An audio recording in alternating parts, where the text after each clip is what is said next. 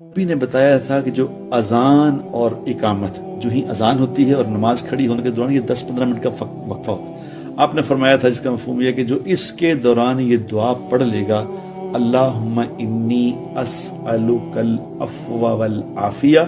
فی الدنیا والآخرہ، جو 3 دفعہ اس دعا کو پڑھ لے گا اذان اور اقامت کے درمیان، اس کو 4 اللہ انعام دیں گے۔ پہلا انعام اس کو یہ ملے گا کہ اللہ تبارک و تعالیٰ اسے ایسی بیماری نہیں لگنے دے گا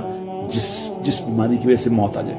یعنی خطرناک بیماری سے اللہ اس کی حفاظت فرمائیں گے، نمبر 1۔ نمبر 2، اللہ تبارک و تعالیٰ اس کو تنہائی کے گناہ سے بچائیں گے،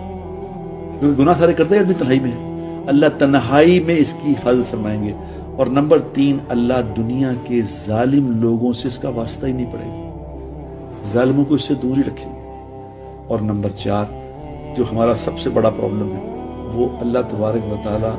اس کو بغیر محنت کے آسان روزی عطا فرمائیں گے۔